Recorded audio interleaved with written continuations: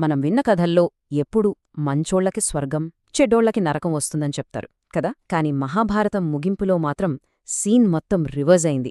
ఈరోజు మనం ఈ ఇతిహాసంలో దాగియున్న ఓ పెద్ద మిస్టరీని ఛేదించబోతున్నాం. అసలు ప్రశ్న ఇదే. హీరోలేమో నరకానికి, విలనేమో స్వర్గానికి. ఎందుకిలా జరిగింది? ఇది మామూలు కథ కాదు. మనకి తెలిసిన మంచి చెడు, ధర్మం అధర్మం వీటన్నిటినీ తలకిందులు చేసే ఒక కాస్మిక్ పజల్ ఇది. సరే, ఈ మిస్టరీని సాల్వ్ చెయ్యాలంటే మనం స్టోరీ ఎండింగ్కి వెళ్ళాలి. ఒకసారి ఆలోచించండి. ధర్మరాజు యుధిష్ఠిరుడు జీవితాంతం ధర్మాన్నే నమ్ముకున్నాడు, ఎన్నో కష్టాలు పడ్డాడు. ఫైనల్గా స్వర్గద్వారం దగ్గర నిలబడ్డాడు. కాని లోపలికడుగుపెట్టగానే ఆయనకు ఎదురైన సీన్ మైండ్ బ్లోయింగ్. తన బద్ధశత్రువు, ఆ మహాసంగ్రామానికి కారణమైన దుర్యోధనుడు ఏకంగా సింహాసనమీద దర్జాగా కూర్చునున్నాడు. అదే టైంలో తన ప్రాణం కన్నా ఎక్కువగా ప్రేమించిన తమ్ముళ్ళు, భార్య వాళ్ళెవ్వరూ అక్కడ లేరు. ఇంతకంటే అన్యాయం ఉంటుందా? అసలు ఇదెలా సాధ్యం? ఈ ప్రశ్నకు సమాధానం దొరకాలంటే మనం టైంలో కొంచెం వెనక్కి వెళ్ళాలి. పాండవులు తమ రాజ్యాన్ని, సర్వస్వాన్ని వదిలేసి హిమాలయాలకు బయల్దేరిన ఆ చివరి ప్రయాణం, ఆ మహాప్రస్థానం దగ్గరకు వెళ్దాం. ఈ ప్రయాణాన్నే వానప్రస్థమంటారు. ఇది ఏదో ట్రిప్ కాదు. ప్రాపంచిక సుఖాలన్నీ వదిలేసి సత్యం కోసం వెతుకుతూ ఈ శరీరంతోనే స్వర్గానికి చేరుకోవాలనే ఒక గట్టి సంకల్పమనమాట. అయితే ఆ దారి పూలపాన్పు కాదు. అది వాళ్ల జీవితంలో వాళ్లు పాటించిన ధర్మానికి ఫైనల్ ఎగ్జామ్ లాంటిది. అందుకే ఒక్కొక్కరుగా ఆ మహాయోధులంతా వాళ్లలోనే చిన్న చిన్న లోపాల వల్లే ఆ ప్రయాణాన్ని మధ్యలోనే ఆపేసి నేల కొరిగారు. మొట్టమొదట కింద పడింది ద్రౌపది. ఇంతకీ ఆమె చేసిన పాపమేంటి?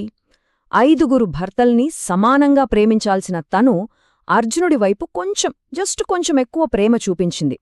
ఆ చిన్న పక్షపాతమే ఆమెను ఆపేసింది. ఆ తరువాత సహదేవుడు.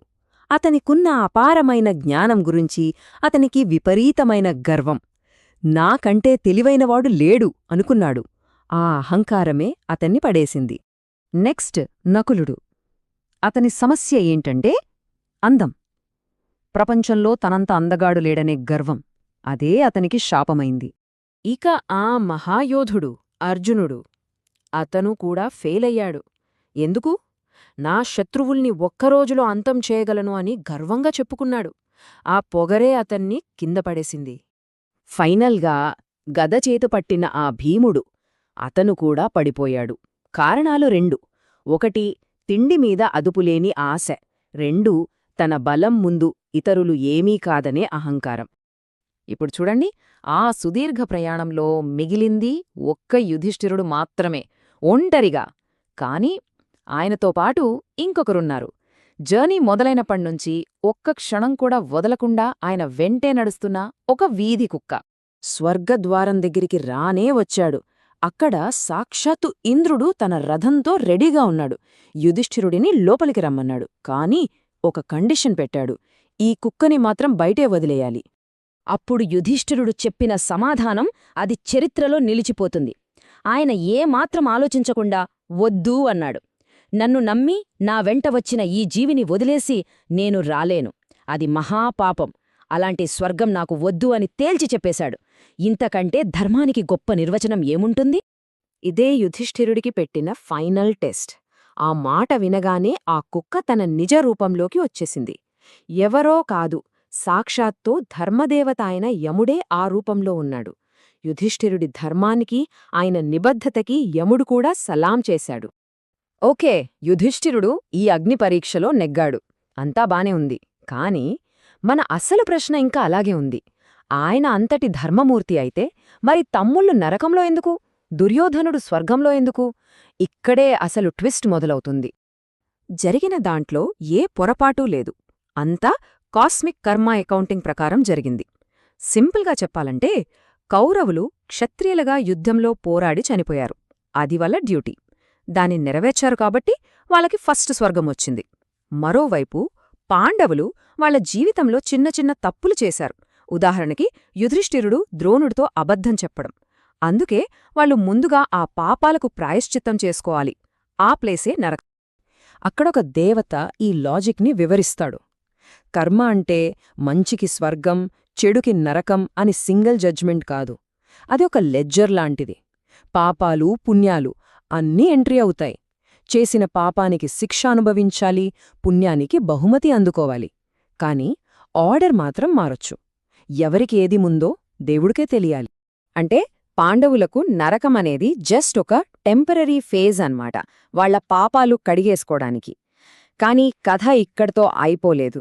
యుధిష్ఠిరుడికి అసలైన ఫైనల్ ఛాలెంజ్ ఇప్పుడే ఎదురవ్వబోతోంది. యుధిష్ఠిరుడి ముందు ఒక ఆప్షన్ పెట్టారు దేవతలు. 1 వాళ్ళందరినీ వదిలేసి ఒక్కడివే స్వర్గానికి వెళ్ళిపోవడం. 2 వాళ్లతో పాటే ఆ నరకంలో ఉండిపోవడం. యుధిష్ఠిరుడు సెకండ్ కూడా ఆలోచించలేదు. నా వాళ్లతో పాటే ఉంటాను అని చెప్పేశాడు. ఈ ఒక్క నిర్ణయంతో ధర్మమంటే ఏంటో ఆయన ప్రపంచానికి చూపించాడు. స్వర్గాన్ని కూడా లెక్క చెయ్యకుండా తనవాళ్ల కోసం నిలబడటమే నిజమైన ధర్మం. ఆ ప్రేమ, ఆ త్యాగమే అసలైన ఫైనల్ టెస్ట్. ఆయన మాట అన్న మరుక్షణమే ఆ నరకం మొత్తం మాయమైపోయింది. ఎందుకంటే అది నిజమైన నరకం కాదు, కేవలం ఒక భ్రమ, ఒక పరీక్ష. ఆ పరీక్షలో పాసవటంతో వాళ్ల ప్రాయశ్చిత్తం పూర్తయింది. పాండవులందరూ కలిసి నిజమైన స్వర్గానికి వెళ్లారు. వాళ్లకి అక్కడ దక్కిన స్థానం కేవలం వాళ్లు చేసిన పుణ్యాల వల్ల కాదు, ఒకరికొకరు తోడుగా నిలబడినందుకు. చివరికి ఈ కథ మన ముందు ఒక పెద్ద ప్రశ్నను ఉంచుతుంది. నిజమైన ధర్మమంటే జీవితంలో ఒక్క తప్పు కూడా చేయకుండా పర్ఫెక్ట్గా ఉండటమా, లేక అత్యంత కష్ట సమయంలో మనవాళ్ల కోసం ప్రేమతో, కరుణతో నిలబడటమా? ఏది గొప్పది?